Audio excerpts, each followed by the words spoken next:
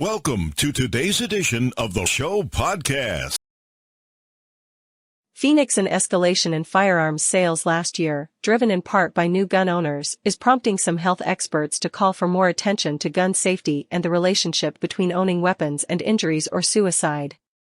In 2020, the FBI processed a record 39.7 million firearm background checks, one of the best measurements of likely sales.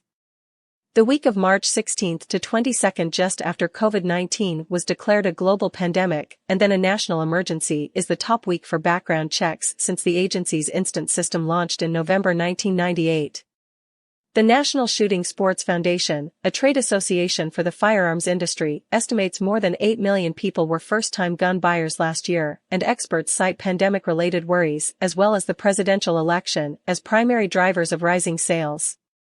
Researchers from the University of Pennsylvania's Perelman School of Medicine are among those calling for action to help prevent firearm injuries or deaths amid the uptick in purchases. More safety education is essential to address the potential downstream adverse effects of increases in firearm ownership with regard to injury and suicide prevention, the researchers wrote recently in JAMA Network Open. They pointed to one study that found some California gun owners had begun using less safe storage practices during the pandemic, choosing to leave weapons loaded and unlocked. Respondents cited concerns about pandemic-prompted lawlessness or prisoner releases, along with government collapse, as some reasons for their purchases. Experts note that the rise in gun sales coincided with increasing psychological distress caused by isolation, economic worries and health concerns related to COVID-19. Studies show that depression, substance abuse and suicidal thoughts all have worsened during the pandemic. A study in the Journal of Psychiatric Research surveyed 3,500 Americans last June and July about their intent to buy firearms and found that those who said they planned to do so had experienced more severe fears around COVID-19 and were more likely to have had some kind of suicidal ideation in the preceding year. The 2020 firearm purchase surge does not guarantee a subsequent epidemic of suicide deaths, but it most definitely increases risk, wrote authors Craig Bryan, a psychologist who directs trauma and suicide prevention programs at Ohio State University, and Michael Anestis, executive director of the New Jersey Gun Violence Research Center. Gun violence is one of the most pressing health crises in the country. In 2019, nearly 40,000 people died by firearms, the majority in suicides, according to the Centers for Disease Control and Prevention. Arizona's gun death rate was about 27% higher than the national average in 2019, according to CDC data, with 1,136 deaths by firearms that year, 70% of them suicides. White people were far more likely to die of gun-related suicide in the state, while Black people and Native Americans were statistically overrepresented among homicide victims. The Gun Violence Archive, an online database of real-time incidents, estimates the number of firearm deaths in 2020 surpassed 43,000. In North Phoenix, Veerachart Murphy, owner of Ammo AZ, said sales of firearms and ammunition at his shop doubled from 2019 to 2020 to $13 million, and at least some of that was driven by first-time buyers. It first started with COVID, Murphy said, attributing the surge to the same hoarding mentality that prompted runs on hand sanitizer and toilet paper. We saw it hit probably mid-February, when everybody started coming in here and just going crazy. He also pointed to worries related to the 2020 presidential election. There's a change in administration, so a lot of people are scared that the AR-15 and AK-47 are going to get banned, he said. Gun shop owners and researchers also cite last year's high-profile police killings of Black men and women and subsequent protests for racial justice as factors in rising sales.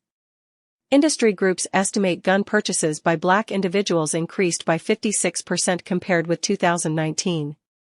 We've seen a trend of more African Americans choosing to express their Second Amendment rights to own a firearm, especially for personal protection, Philip Smith, president and founder of the National African American Gun Association, said in a news release. As the FBI background check statistics show, firearms sales often increase during times of crises, mass shootings, for example. In December 2012, the month of the shooting at Sandy Hook Elementary in Connecticut, 16 states had record sales months, and in December 2015, the month of the San Bernardino shooting, 6 states set sales records, according to an analysis by home security company SafeHome.org. 25 states had record sales months in 2020, 16 of them in March when lockdowns began, according to SafeHome.org. Arizona had a record 665,458 firearm background checks in 2020, according to the FBI. It's a classic case of panic buying, said target shooter Andre Philippin, 25, of Apache Junction, recalling surges in sales after Democrat Barack Obama was elected president in 2008 and gun owners worried about new restrictions. People feared that new gun laws would be introduced and restrict or limit the amount of guns or ammunition an individual could purchase, Philippin said. That same kind of fear and paranoia resurfaced in 2020. President Joe Biden has vowed to push Congress to enact stricter gun laws, including requiring background checks on all gun sales and banning assault weapons and high-capacity magazines. We will take action to end our epidemic of gun violence and make our schools and communities safer, Biden said in a statement last month on the third anniversary of the mass shooting at Marjory Stoneman Douglas High School in Parkland, Florida. Arizona State University student and recreational shooter Ethan Happ, 21, sees two reasons for rising gun sales. It's sort of a two-part issue, half of which is due to the pandemic, he said. Then there are the people buying guns and ammo because they think the new administration will take away that freedom. In a post last month on the Facebook group Cave Creekers' infamous bulletin board, a woman noted that a local Cabela's store was so out of stock on ammunition that her husband asked what was happening. The reply he got was, "The Civil War." As firearm sales increased, so, too, did some categories of violent crime. Homicides in Phoenix increased 52% from 2019 to 2020, according to police, driven by a 175% increase in homicides related to domestic violence. In 70% of Phoenix homicides last year, police said, the killer used a firearm.